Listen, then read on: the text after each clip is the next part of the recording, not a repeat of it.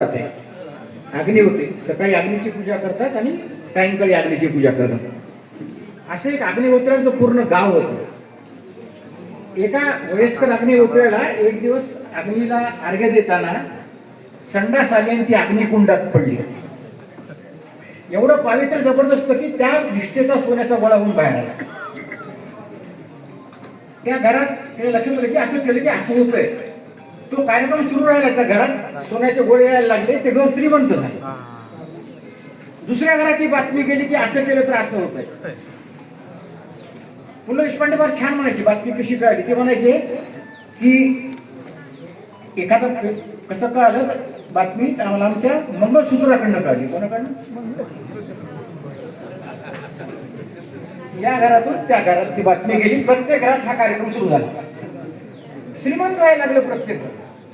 एक अग्निदेव होता, ज्याची निष्ठा होती अग्नीवर. तो म्हणाला, अग्नी माझी निष्ठा आहे, मी असं करणार नाही. एकटा तो माणूस, पण एक सत्य माणूस राहायला गावात असला की त्याचा फार अवघड असते त्याला टिकवणं. त्यांनी सांगितलं तू उद्या असून तर असं कर, नाही तर आम्ही तुला भीक पण नाही वाढणार. त्या माणसाने सकाळी 5 वाजता गावाची वेस ओलांडली आणि गावाला आग लागली. एका माणसाच्या पुण्याईवर ते गाव जोपर्यंत अग्निहोत्री आहे तोपर्यंत कोंढव्याला, साताऱ्याला, महाराष्ट्राला आग लागण्याची शक्यता. अजित मी खूप समाजकारी आहे. शिक्षणामध्ये मुलांच्या बद्दल केलं, शाळेबद्दल केलं, सगळ्याबद्दल केलं. खूप आता तुमचं काम चांगलं आहे, सगळ्यांनी कौतुक केलं. तुम्ही कृपा करून आता याच्या पुढे कोणत्याही शाळेतला, जिल्हा परिषदला, पंचायत समितीला विनंती पाय लावू नका. ज्या दिवशी निवृत्त झाला त्या दिवशी तुमचा आणि त्याचा संपर्क तुटला पाहिजे. रिटायरच्या दिवशी हा नंबर एकाही सरकारी ऑफिसला पाय लावला नाही, एका सरकारला केला नाही. परमेश्वराने तुम्हाला 1 तास काम दिले, मिशन ते संपलं. आयुष्यात 2च गोष्टी पक्क्या आहेत, एक निवृत्तीची तारीख आणि एक मृत्यूची तारीख. निवृत्तीची तारीख माहिती आहे म्हणजे तुम्हाला कधी थांबायचंय. तुम्ही जर मुंबईला मंत्रालयातून जात असाल का, चेंबूरला तुम्हाला नाही बोलायला, घाटकोपरला जाता पुढे आणि परत यावं लागतं. परत ते नको, अवघड आहे. जिथं थांबायचं तिथंच थांबा. आणि दुसरं, जाऊन कुठे म्हणू नका मी अशी शाळा केली, हे पोर आले, मी हे काम केलं. अरे हे माहित आहे, सगळ्यांना माहित आहे. मी असताना असं केलं, तू असताना असं केलं, तू शिक्षक होतास, तुला पगार मिळत होता. समाजाने तुझ्याकरता त्याग केलाय, ते काम तू नाही करू शकला, समाजाने करून घेतलंय तुझ्याकडनं. हा पगार तुला मिळत होता आणि तो आपल्या लायकीपेक्षा जास्त होता. श्याम देशपांडे काय झाले असते आयुष्यामध्ये? मॅट्रिकला मेरिटमध्ये झाले असते. काय झाले असते? ग्रामसेवक, शिक्षक, तलाठी. 100%. यातलं काही घडलं नसतं. काय घडलं असतं? देशपांडे म्हणजे ब्राह्मण, गाव प्रत्येक घरी गेलो असतो, आज आमुषा, उद्या पौर्णिमा सांगितलं असतं आणि माझ्या जोडीमध्ये लोकांनी तांदूळ, गहू ती सगळी झोळी घेऊन घरी गेला असतो. माझ्या बायकोच्या स्वाधीन केली असती, माझ्या बायकोने ती उलटी केली असती, सगळे मिळालेली दक्षिणा सगळ्यांची घरी झाली असती 20 रुपये. माझी लायकी 20 रुपयाची होती. माझा दिवसाचा पगार 3000 रुपये होता. लायकी होती 20 रुपयाची. 2800 रुपये मला माझ्या लायकीपेक्षा जास्त मिळत होते. 7/12 पाहिला, 7/12च्या इतर हप्त्यामध्ये बोजा असते बँकेचा. माझ्या आयुष्यामध्ये दररोज 2800 रुपयाचा बोजा समाजाचा माझ्या 7/12वर यायला लागला. तुमच्या 7/12वर पण कृपा करून परमेश्वराचा प्लॅन हुडकावून लावू नका. त्यांनी सांगितलं तुला आता रिटायर व्हायचं. एक गोष्ट पक्की रिटायर म्हणजे दुसरी मृत्यूची. मृत्यूबद्दल काही सांगू शकत नाही आपण कोणी. आता तुम्ही 10 वर्ष जगाल, सांगू शकता? 10 महिने, 10 दिवस, 10 घंटे, 10 मिनिटं, 10 सेकंद, काय म्हणतात, शेवटचा श्वास घेतलाय. परमेश्वराने तुम्हाला श्वासाचा कोटा दिलाय, दिवसाचा वगैरे नाही, श्वासाचा. कशाचा? त्या श्वासाचा कोटा तुमचं अस्तित्व संपवतो. तुमचं अस्तित्व संपलं. शिक्षण म्हणून, शिक्षण क्षेत्र म्हणून, सरकारी नोकर म्हणून डिझॉल्व. अहो माणूस मेल्यावर तो घरी, आपण घरात गेल्यावर विचारतो, म्हणतो का मी श्याम देशपांडे मेले, तुम्ही आले का श्याम देशपांडे मेल्यावर? नाही, बॉडी आली का म्हणता. काय म्हणतात? श्याम देशपांडे संपला. त्याचं नावच नाही पुन्हा, त्या नावाचा जिकर पण होत नाही. कुठल्या बॉडी म्हणतो, म्हणजे अस्तित्व कसं संपते पहा. कृपा करून माहिती तुम्हाला आग्रहाची विनंती की कृपा करून, तुम्हाला जर कोणी म्हणत असतील ना, आता म्हणाले की तुम्ही या, सेवा करा, खूप मार्गदर्शन करा, तुम्ही खूप छान काम केलं, ते तुमची पालखी करताय. नको खेद करू कोणत्या गोष्टीचा महाराज, पती लक्ष्मीचा जाणत असे, ठेवेली आनंद ते पैसेची राहते, चित्ती असू द्यावे समाधान. अप्रतिम अप्रतिम, नको खेद करू कोणत्या गोष्टीचा. परमेश्वराने आपलं लिहून दिले, त्याच्या बाहेर काही होत नाही. त्याने जे लिहिलेलं त्याच्यापेक्षा वेगळं असू शकत नाही, वेगळं होऊ शकत नाही. कृपा करून त्याला पर्यायी मार्ग आत्ता म्हटलेलं मी असं, किंवा तुम्ही ठरला कृपया आजच करा, आजपासून करा. तो धर्मराज भिक्षा मागायला आला होता, त्याला म्हणला उद्या ये.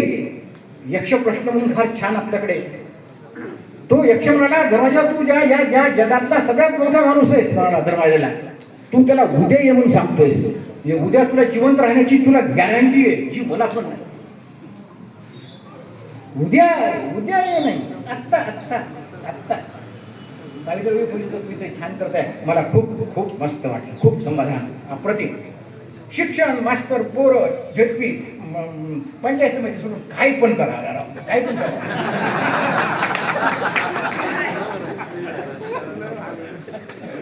सावतामाळी त्याची बायको पुढे, सावतामाळीमध्ये त्याच्या मागे तिची मुलगी चालली होती. सावतामाळीची बायको पुढे निघून गेली.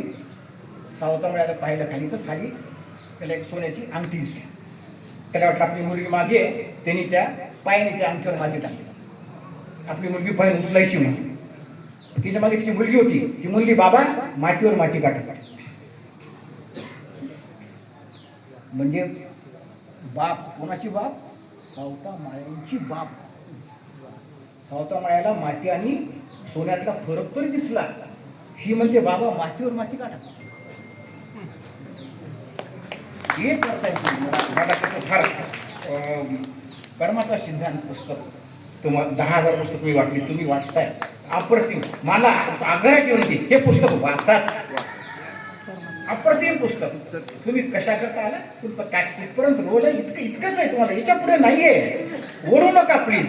डॉक्टर साहेब इथे आहेत, ऑपरेशन करता करता त्यांना खूप मूड आला की कैची चांगली, ही चांगली, आणखी पुढे करतो. नाही, ती संपलं की संपलं. नाही ना, तुम्हाला आता मूड आला, अरे खाली आणखी काय, तेवढंच काय पैसे तुम्हाला कसे करता पाठवले, तेवढ्या करता पाठवले. ये दुसरा वय कापता येईल का तुम्हाला? नाही ना, असं नका करून प्लीज. तर आणि तुमच्या भविष्यात, तुमच्या कुंडलीवर तुमच्या मुलांचं भविष्य आहे. तुम्हाला वाटत असेल की हाच काळ महत्वाचा आहे. म्हणून आता आमचं वय झालं, काय आत्ताच आहे, शेवट गोड व्हावा, शेवटचा दिवस आत्ताच आहे. हेच का, हाच महत्वाचा काळ आहे तुमच्या आयुष्यात, शेवटचा दिवस. कारण तुमच्या कुंडलीला रवी आणि शनी जर असेल तर बापाच्या हयातीत तुमची हे होत नाही, काय प्रगती होत नाही. तपासून बघा, कुंडलीत जर रवी शनी असेल तर बापाच्या हयातीत त्याचं होत नाही. म्हणजे बापाच्या याची काही लिंक आहे. त्यामुळे तुमचे सत्कर्म हे तुम्हाला तुमच्या संततीचं कल्याण करतात. त्यामुळे तुमची नशीबवान आहे. वहिनीला आयुष्याला घराला तोशीप ठेवून तुम्ही आता आपलं समाजकार्य केलं की माय माऊली घर कसं सांभाळलं तिला माहीत आणि परमेश्वराला माहीत. याचं पुण्यकर्म झालं, मुलं छान निघाली आणि समाज कार्याचं ना ढोंग घेऊन समाजकार्य करणारी 99% परिस्थिती आहे. सर काका एक साधू पुरुष होते आश्रमात. त्यांना भेटायला राजा गेला. बसले होते ते आपल्या बाजूला पाहिजे छान घोडा होता. अरे मी इतका छान घोडा या मुलगाच्या घरात इथं कशाला पाहिजे? हा राजा आहे, हा माझ्याकडे पाहिजे, पण मागायचा कसा? मागितलं तर तो पण घरी परत आला तरी शेवटी विचारलं, पुन्हा जाऊन विचारले, महाराज मला तुमचा घोडा दिला तर बरोबर आहे. घरात 100 घोडे आहे. ते म्हणजे मला घोड्याची आसक्ती नाही, पण कुठून निरोप आला की कोणतरी आजारी पडलंय तर मी आपल्या त्या घोड्यावर बसून जातो आणि त्यांना मदत करून देतो. याला लक्षात आलं की आपला घोडा काही मिळणार नाही. पण डोक्यातून घोडा काही जात नाही. माणसाची वृत्ती पाहिजे, डोक्यातून गोष्ट कधी गेली ती जात नाही. एकच सेकंद बाजूला सरकतो, पुन्हा या मुद्द्यावर येतो, गोष्टीवर येतो. 2 मित्र सासवडला, एक मित्र सासवडला निघाला जाताना तर त्याला वाटलं की सोबत मित्राला घेऊन जावं. तो मित्राला माझ्यासोबत चल, तो म्हणलं मी येतो पण माझ्या अंगावर ते कपडे मला बरं दिसत नाही. तो म्हणला माझे कपडे तुला देतो. कोणाला? त्याचे कपडे त्याला घालायला दिले. तो मित्र आणि ते दोघे मिळून गेले सासवडला. तो इतका छान दिसायला, यापेक्षा जावयापेक्षा मित्र स्मार्ट, याचे कपडे घालून. कोणाचे? गावात गेल्यावर आपण सकाळी दुसऱ्याच्या घरात जातो, काकाकडे गेले, मुलीच्या ओळख करून दिली, हे मित्र आमचे भुजबळ माझे मित्र आणि यांच्या अंगावरचे जे कपडे आहेत ते माझे आहेत. ते डोक्यात स्मार्ट दिसतो. माझे कोण स्मार्ट दिसतोय? हा माझ्या मी जावं स्मार्ट दिसतो. हा मी म्हटलं राजा असं नको न, मी म्हणजे चुकलं माझं, आता अशी चूक नाही. उद्या नेट पुन्हा दुसऱ्या काकाकडे गेले जेवायला, तिथं बसले आणि ओळख करून दिली, हे माझे मित्र दीपक भुजबळ, यांच्या अंगावर जे कपडे आहेत ते माझे नाहीत. पुन्हा तेच एकदा मनात जी गोष्ट बसली ना ती अशी जागा करून बसते. हा घोडा त्या राजाच्या डोक्यामध्ये बसला पक्का. एक दिवस तो साधू महाराज कुठं निरोप आला म्हणून त्या घोड्यावर बसून चालले होते. गावाच्या बाहेर एका झाडाखाली एक महारोगी बसला होता. महारोग्याने त्यांना असा हात दाखवला, म्हणते की राजा थांब, मला घेऊन सोड दुसऱ्या गावात. गाडी थांबवली त्या साधू महाराजांनी आणि हा राजा, हा महारोगी त्याला त्यांच्या घोड्यावर. थोडा घोडा पुढे गेला, त्या साधूला लात मारली आणि घोड्याला किक मारून तो साधू म्हणाला, राजा मी तुला ओळखलं, तू ज्याचं सोंग घेऊन हे केलंस त्याचं मला घोड्याचं वाईट वाटत नाही, पण उद्या दुसऱ्या महारोग्याला समाज सहानुभूती दाखवणार नाही.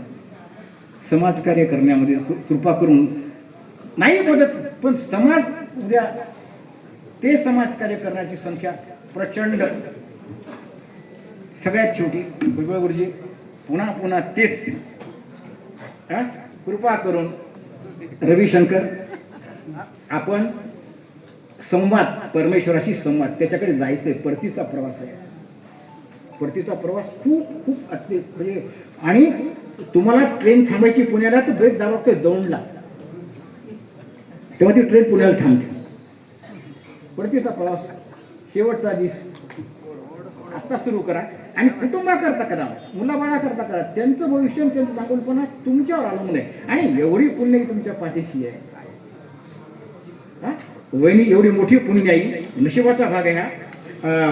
पुण्यातले एक बुद्धिमंत गांधीच्या आश्रमात गेले. पुण्यातले आणि बुद्धिमंत 2 शब्द वापरले, मला माफ करा.